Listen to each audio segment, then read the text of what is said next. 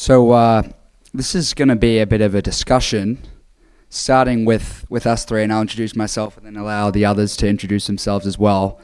But feel free to put your hand up at any point and participate. I hope there's the general topic is, which flows on really well from Natalie's talk, so thank you. That really set us up well. I was kind of looking back at Nate and our previous discussions, and a lot of what we've talked about really resonated there. But overall, we bring it to ATProto specifically and building a new sort of creator economy here. So from my perspective, I'm one of the co-founders of Spark. Spark is focused on content creators, the creator economy specifically, more like short form creators and that kind of really, really big influencer marketing ecosystem that's grown on these incumbent social platforms. And we work out of a space in New York called Versi, which is home to a lot of content creators. I think they have a combined over 10 million followers, and these are predominantly spread across TikTok and Instagram. And a lot of the discussions and workshops that they run there is basically all about how they can extract their audiences from these closed platforms, because they're at the whim of an algorithm change or a policy change, and their career could potentially end tomorrow in their livelihood. And ATProto we see as a great solution for that. Their current solutions are pulling that out to things like Substack, to newsletters, Patreon, paywalled gardens, but ATProto is a way for them to natively own that audience on the services where they actually get discovered. And so that's a bit about Spark and my motivation for building in the atmosphere. I don't know if I'm Joe Basser, by the way. Thank you, Joe. My name is Josh Chiquette. I'm also New York based. I'm one of the bad guys in the room like Natalie. I'm a venture investor. I work at a firm called Sentinel Global. We're a multi-stage investment firm. I've spent my whole career translating open protocols to real-world problems and commercial opportunities. So this started in the fintech and digital asset space, where I've done a lot of work investing in companies from the seed stage to even underwriting public ones. I've done a lot of work in the open social web, surveying communities from Nostr to Farcaster, ActivityPub, came across ATProto and Bluesky a couple years ago, and is really drawn to the affordance of data and identity portability that the ecosystem offered. And super excited to be here today and talk about some of the new novel business models that this protocol and technology foundation enables. So I'll pass it over to Nate. Hello, I'm Nate. I work on open source for most of my life, and recently I've become really enamored with ATProto, so I'm working on some SDKs for ATProto, and then recently a music app, which has sort of brought me into this problem of what ways can artists express how their content should be used. As Joe mentioned, how do you retain ownership of the content that you create without being subject to random things? So I just think it's really exciting to sort of break open the problem that you get when you reverse the Faustian bargain that sort of she was referring to in the previous talk. So I'm excited to get into it. Awesome. Yeah. I guess the reason why everyone's here, everyone understands the issues with current social and the kind of power dynamics that are there, especially with content creators. Even looking at, the creators we're looking at catering to, the most of their revenue sources are not actually through the platforms they operate on. The TikTok, Instagram revenue sharing programs is actually a very, very small fraction of their revenue source, and it tends to be these kind of third-party brand sponsorships and things like that make up, the large portion. Josh, you posted a really good leaflet recently about kind of the redistribution of attention, and especially with algorithms and feeds. I'd love to, if you could share your thoughts more on how that can impact the creator economy specifically in the context of ATProto. Sure, we'll do a quick survey. How many people post on social media? Put your hand up. All right, everyone, hands down. Who makes meaningful income from their posts? Hands up. I see one hand in the room. Congrats. The reality is users and publishers are the stakeholders in these social networks that create value, but they're not the ones that capture the value. And this is because the platform at the end of the day is the entity that owns distribution. They own what, they're the ones who control what content users see and in what order. And they also control the interface, so the screen real estate that users see. And these are really the two things that enable the platform to capture a meaningful majority of value on these platforms. And as the entity that captures the meaningful amount of value on these networks, the platform is also the arbiter of value. It is the entity that decides how that value gets allocated across the various stakeholders in its social network ecosystem. And ultimately, these platforms serve not users, they don't serve publishers, they serve shareholders at the end of the day. And so there's really little to structurally no incentive for these platforms to share back revenue to creators. There are some of these creator monetization programs that exist where maybe a small fraction of advertising revenue is passed back to users and publishers, but they're prohibitively high thresholds to participating in these programs. And so one of the core affordances that I mentioned of ATProto in my intro was this decoupling of data from application presentation. Everyone's data lives in their own personal PDS, and applications tap into each user's respective PDS and create an application view by tapping into this data. And so one of the things that happens as a byproduct of this affordance is users in ATProto are able to create their own custom feeds and algorithms that live outside of the platform's control. And the algorithm at the end of the day is the thing that decides distribution, that decides who sees what content and in what order.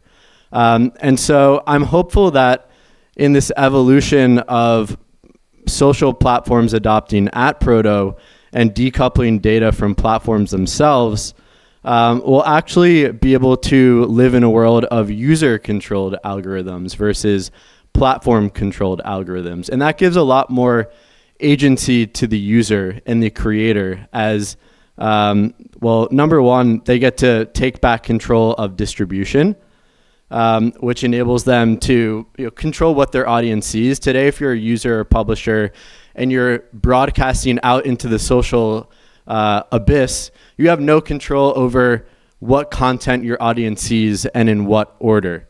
And so this is a really bad sort of trade-off for users and publishers. But if publishers are able to take back control of distribution through public feeds or through custom feeds and custom algorithms, not only do they take back distribution, but they also take back control of value. And now they become the arbiters of value in this ecosystem, not the platforms. And I'm hoping that with publishers and content creators becoming the arbiters of value in these ecosystems, now they're the ones that decide how that value gets allocated across the ecosystem. And I'm excited to see how this envelope of value could get distributed across various stakeholders. At the very extreme, you could imagine like Andra, for example, who runs the largest custom feeder algorithm on Bluesky, a verified news feed that she built with Graze. She could embed advertising and sponsored posts within her feed, which she's already done, not at massive scale, and then redistribute all of that ad revenue that she generates to users or subscribers of her feed. And you could start to imagine how this envelope of value could get distributed across these various stakeholders that actually provide value to the feed or algorithm that creates these new incentives and new forms of economic coordination. I'll stop there. Yeah. That's really great. I think. Yeah, go for it. You're talking about just so people on the stream can hear. So when you're talking about the like creation of or redistribution of value to the creators, as a platform creator, as a venture capitalist, presumably this is actively against your core interests, right? Because in order for you to gain value from the thing you're creating, you need to control what people see, because that gives your platform value that then you can extract for yourself, right? So how are you reconciling that? Like, are you planning on somehow building record deals with creators where they pay you for access to a platform? And if they are the ones who are the ones creating value, how does the platform or the venture capitalist add anything to that makes it worth getting the share of the value in return? Great, thank you for the question. It's obviously tough to be the bad guy. No. Look, I think the competitive vectors are going to change in this space, and the points of demand aggregation will change as well. Obviously, in this world, the creator has a lot more leverage as someone who controls their own distribution, owns their portable feed that they can take with them from one platform to another. I envision, again, it's still really early. It's still too early to say, but I envision, companies like Graze, for example, will almost become like the Stripe for creators and build monetization tools for them that allow them to, for example, Graze has already built an ad marketplace that allows for feed creators on Graze to embed advertising and sponsored ads within their feeds.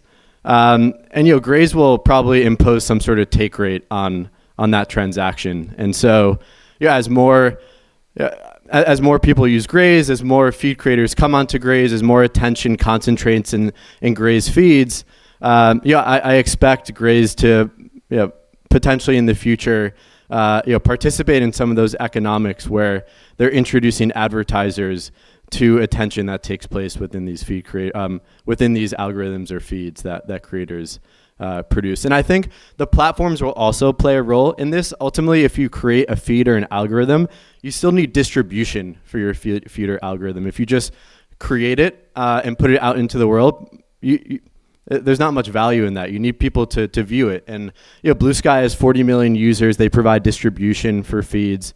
They'll probably want a piece of the cut as well whenever they render an ad within one of these feeds. Whenever a user looks at one of these feeds in the Bluesky client and sees an ad, that envelope of value will get split between the creator, and the platform, and probably Graze as well, who's like this monetization tool or infrastructure for creators. So that's my response. Yeah, I mean, I'll just make a quick point and then we'll go to the question over there.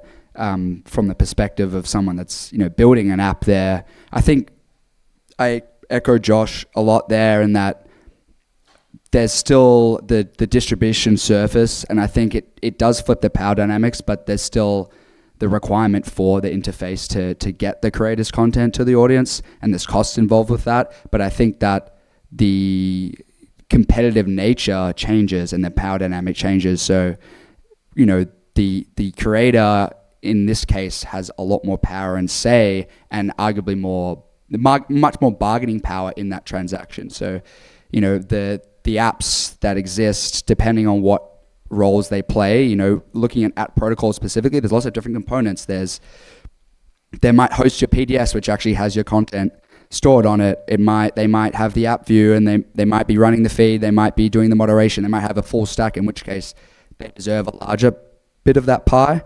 But ultimately, the creator has a lot more bargaining power, and these kind of other components of the system fall further back into the background, and they basically play a role as a broadcaster or the rails for which a creator can access the audience, and the creator has the choice over which apps that they use as the surface to reach their audience.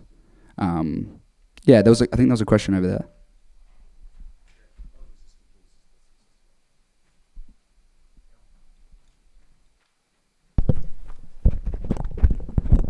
Hi. So I actually use Graze to create feeds, and I have one feed enabled for monetization.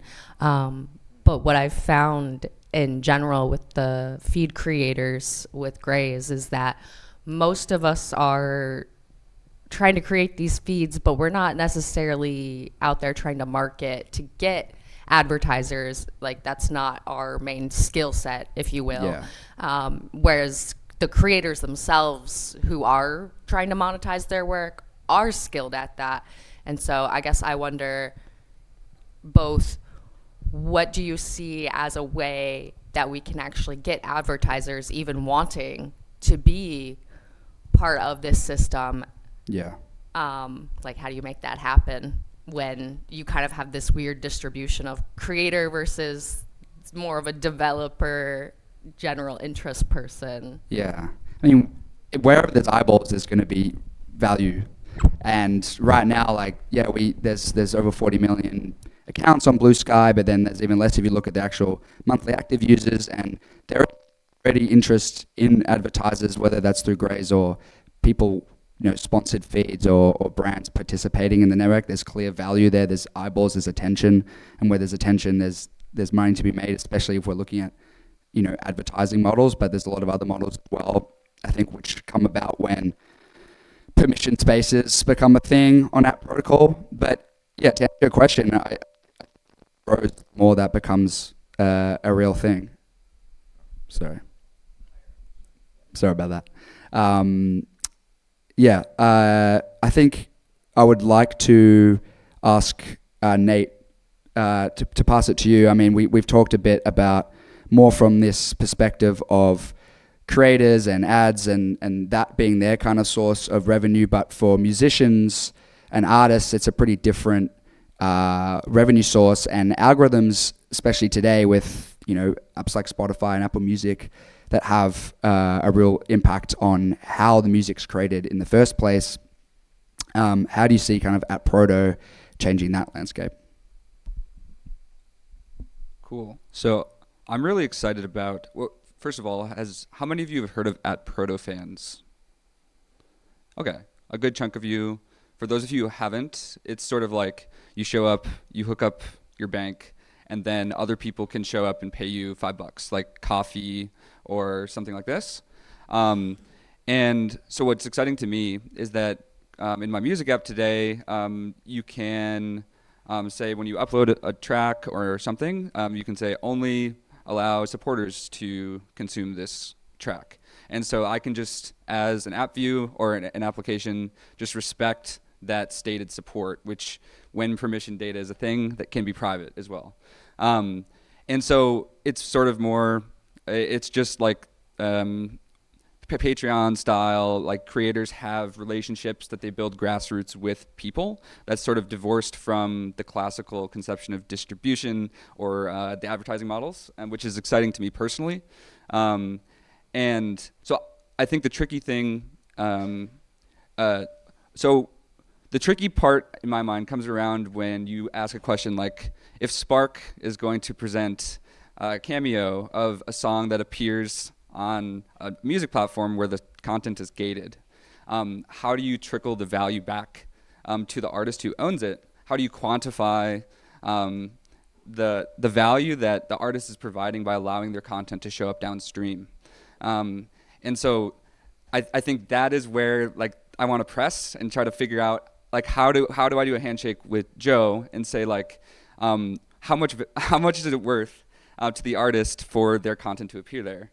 And I think that's a very tricky problem, and I don't have any answers to that right now. But like that is where I'm really interested in thinking, because it does seem like the value of an impression depends entirely on like what the content is, first of all, and then second of all, the place where you see it. Like, because you can like just hold up, like you can have your phone in front of you, but you can just not look at it, and it's like the system might count that as an impression. So it's like there's a lot of different human ways that I think we need to think about what the value of content distributing downstream is, that I think is an important problem.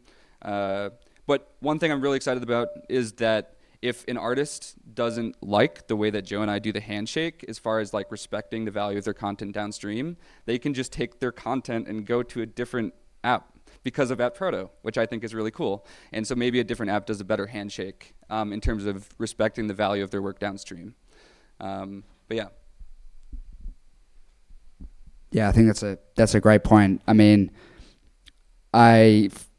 Spark and Player, we're going to interoperate one day. I promise you. We'll have, you can add songs to Spark posts that are, Player records. So an artist song that they have on their PDS can start to propagate, interoperate across lots of different apps, not just Spark, but wherever there's music. And where these kind of value exchanges happen, I think it's really important that there's some mechanism to share value there. I think right now we're starting to see like intra-app monetization models where, Leaflet is launching Leaflet Pro and they have their monetization stream. You can subscribe to Leaflet.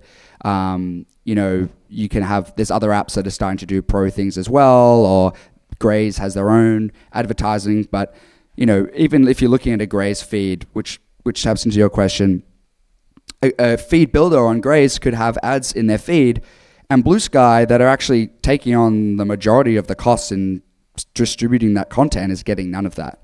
And sure, that works for now while they've got $100 million in the bank, but it's not going to be a sustainable ecosystem. So I am a bit of a proponent for, and this came up in the previous talk, micropayments there for the inter-app ecosystem. So, for example, a player song being used on a sponsored post on Spark, and a percentage of the revenue being made on that sponsored post automatically being distributed to the artist whose song is being used there. And that also could flow in the other direction, where you have niche artists, which this exists on platforms today. There's these kind of shadow economies where an up-and-coming musician will pay for a popular content creator to use their song on their post as a great way to get discovered. And we see TikTok has been such a great discovery mechanism for artists recently. And this doesn't just have to stay within the, creators like artists and UGC creators. It can propagate across every other component of the ecosystem: PDS hosts, moderation services, app views, labelers, whatever. They can all become sustainable models that don't just rely on donations, but share in the value that's being created across the ecosystem. So if anyone wants to chat micropayments on ATProto, then please talk to me. But I think we had a question. Actually, I'm glad you're asking a question, because I was about to reference your most recent post and proposal about more artist-specific metadata on app protocols. So yeah, we'd love to hear it. Thank you that you introduced, because Yeah, it and is if you more. want to talk about talk about that, please. Yeah. My name is Hilke. I'm a musician myself, and I run a music label, so I know a bit how the music industry works. And well, if you talk about monetization downstream for music that is posted on that is in a video, we have a system for that. It's called copyright. Yeah. And I think this has to play a role, even if it looks much too complicated for technologists like many of us. But this is actually the system in place that the music industry and the big players use. And I think we need to find out with this protocol how we can map their data to the ATProto data. And I think that opportunity was missed in the first wave of Spotify and stuff, and then the whole mess that was made, then they had to buy out a bit of majors, and that's how all the indie musicians and players got fucked. So I think now we have the opportunity to do this mapping properly, and then the music industry, the labels will get along hopefully with this ecosystem that we try to build. So that is that's the reason why I made a proposal for Lexicon, who does actually translate the copyright system to ATProto. Yeah, I mean, I think looking at like TikTok as an example, they have a pretty complete library of licensed music there, and they have deals with these record labels, and they tend to pay on average 30 cents per song used on a post. And this is a very static dynamic, and they are able to achieve that because they have economics of scale. They have a lot of bargaining power there and distribution. And I think looking at protocol and music on ATprotocol, at least for now, there's kind of two angles, which is one, there's that library completeness on one end, which requires a lot of capital, a lot of bargaining power that we don't have. And on the other end, it's starting from the indie artists, the creators at their other end that are starting from nothing and owning their content from the ground up. We can then over time build that bargaining power and then get those kind of partnerships with real copyright and real respect for the laws that are necessary to protect artists. We don't have much time left, but I think there's a necessary topic to cover with the creator economy, and that is AI, which is, I think there's a lot of talk about Gen AI affecting content creation and verification of what's real and what's not, and that affecting the economies. Josh, as an investor, I would love to hear your thoughts on AI in the creator economy at large. Yeah, I think Natalie touched on this during the last talk pretty well. She spoke about how the covenant of the web is dead. Google scrapes websites. In return, websites get traffic. But we're evolving from a system of search engines to answer engines where it's 9-10 times harder to get traffic on Google now than it was 10 years ago. There's some stat, it's like 750 to 1,000 times harder to get traffic if you're a website from OpenAI and Anthropic and some of these model providers. So users aren't going to websites anymore. They're just getting all the answers fed to them natively within an AI chat interface. And AI agents don't look at ads. Right. And so, for publishers, I'm thinking more news organizations, the current business model of the web doesn't work with the way in which AI works. Because, typically these news media organizations are monetizing traffic to their website and monetizing that attention and selling ads against it. And so, obviously Cloudflare, Microsoft are doing some interesting work around content data marketplaces. Publishers create unique niche content. AI model providers need data to train their models. There was an interesting stat. So I think it was I forget which AI model provider it was, so I won't say the name, but for the same amount of data, I believe Reddit got paid. It was something like 5 to 7x times more for their data. And the reason for that is relative to New York Times, sorry. And the reason for that is because the New York Times' content is a lot more substitutable to a lot of other news publications out there, whereas the information that lives on Reddit is more unique and niche, and as a result, a lot more valuable to the AI model providers. And so, while we haven't figured out an AI interface for social yet, I think we still swipe through these short form video reels, and we haven't really, AI hasn't really solved the interface for social in an AI native way. Like Sora just died last week, right? It will be interesting to see how this business model evolves for publishers, and I think micropayments will be a really big piece of it. Anything to add there? No. Yeah, pretty much done for time. If there's any last questions, otherwise we'll wrap it up. Thank you. I think we're all excited for that kind of. There's a big kind of sea change coming for creators in terms of how much power and the power dynamics there with creators, and we're building that on ATprotocol, so it's exciting.